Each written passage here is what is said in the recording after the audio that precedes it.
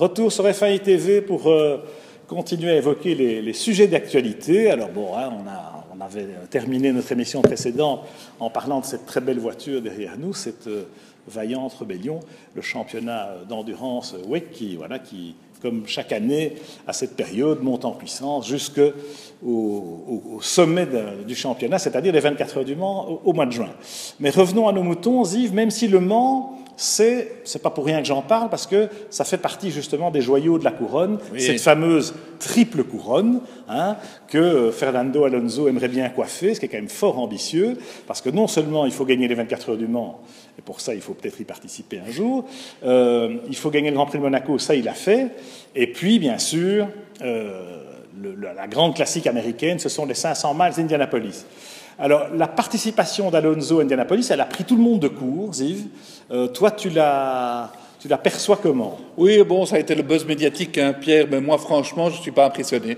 Parce que, bon, il déserte le championnat de Formule 1 pour une course, soit, mais c'est quand même le Grand Prix de Monaco qu'on rate, hein, et donc, pour aller tourner en rond à Indy, d'accord, Indy, c'est bien sympathique, mais ce n'est pas la Formule 1.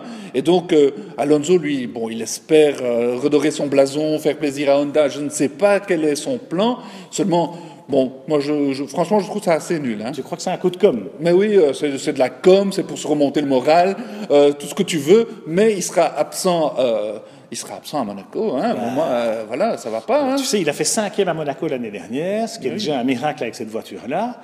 Chez McLaren, cette année, ça m'étonnerait qu'ils parviennent à faire 5e, parce que là, la McLaren Honda cette année-ci, on est quand même loin du compte. Et le fait que Jenson Button soit effectivement immédiatement opérationnel, Jenson à Monaco, il peut faire le boulot. Donc si la voiture est capable de le faire, ben, Jenson le fera. Moi, ce qui m'enthousiasme dans le challenge que Fernando relève, d'abord, c'est le côté, voilà, on casse les lignes. Le système qui formate la F1, chaque spécialité, les contrats d'exclusivité, personne ne bouge une oreille, voilà. Moi, j'avais apprécié Hülkenberg au Mans, il va au Mans et il gagne. Eh bien, dans la même veine, j'aimerais que Alonso débarque à Indy et qu'il gagne. Alors, c'est loin d'être gagné, c'est le cas de le dire, mais je suis quand même assez bluffé parce que Zak Brown a réussi à mettre en place, grâce à Honda ou à cause de Honda, parce que hein, si tout allait bien chez Honda, ben, il n'aurait même pas été question d'aller à Indianapolis. Et avec beaucoup de moyens aussi. Hein, bien sûr, avec les moyens. Avec Andretti, qui est quand même un top team, avec le top personnel, etc. Donc Fernando aura quelque part pas d'excuse, ce qui met la barre d'autant plus haut. Sachant que l'an dernier, quand même, c'est un autre rookie venant de la F1 qui a gagné Indianapolis à son premier essai. Oui, et donc si Alexandre Rossi gagne à son premier essai, pourquoi pas Alonso, hein, évidemment. Et s'il ne le fait pas, ça sera peut-être une déception. Mais moi, j'ai surtout un peu la trouille pour lui, parce que, rappelle-toi, Piquet avait relevé ce défi d'Indianapolis et s'est retrouvé dans le mur avec 25 fractures aux jambes. Indianapolis, c'est quand même 360 à l'heure de moyenne. Alonso, s'il se fait mal, c'est quand même, ce serait vraiment très dommage. Maintenant, pour revenir à Jenson Button, j'ai pas compris que McLaren ne fasse pas au moins essayer la voiture aux essais à Bahreïn. Je trouve ça très très bizarre parce que il n'a jamais roulé avec la voiture.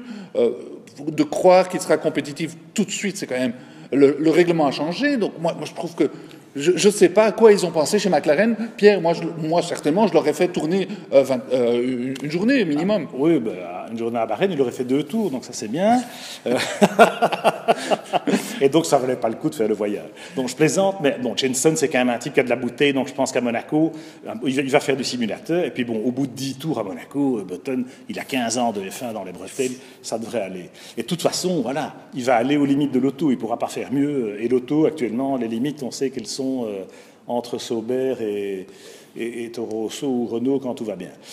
Bref, revenons à Indianapolis. Alors c'est vrai que à la décharge d'Alonso, quelque part, le fait qu'Alexander Rossi ait gagné l'an dernier, et Rossi c'est quand même pas une méga star, ça se saurait, voilà, Alonso a presque une espèce d'obligation de résultat.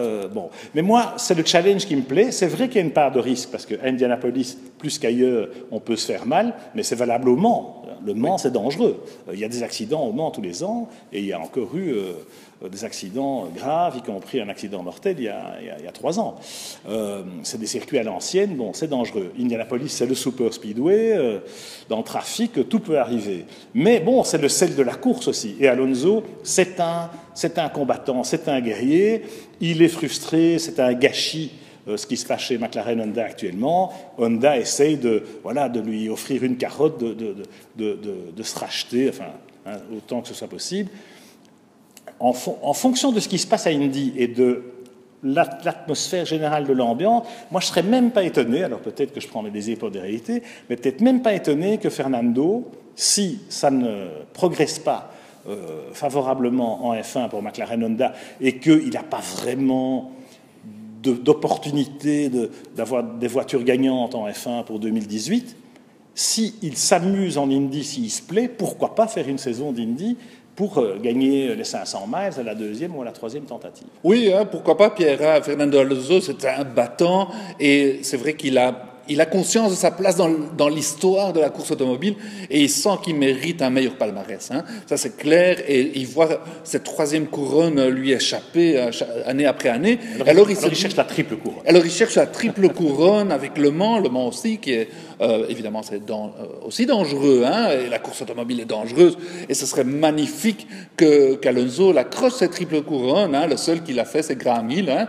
et donc ce serait inimaginable, et alors il rentrerait dans l'histoire avec un grand H plutôt que d'avoir plusieurs titres. Surtout faire ça au XXIe siècle, parce que Graham Hill, tu en parles, cette triple couronne, j'ai presque envie de dire qu'il l'a gagnée par hasard. Hein. Tout à fait. Parce que quand il gagne Indy en 66, c'est pas lui qui l'a gagné, c'est Stewart, et voilà, il gagne un peu par coup de bol, et il gagne Le Mans en toute fin de carrière, avec Pescarolo sur la Batra sous la pluie.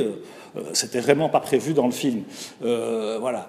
Donc la triple couronne, tout ça est très relatif finalement, mais qu'Alonso ait cette ambition, et cette ambition, y compris dans la dimension culturelle de la course, c'est-à-dire la diversification, ne pas rester uniquement le nez sur la F1, eh bien moi je trouve ça rafraîchissant. Donc, good luck to Fernando at Indianapolis.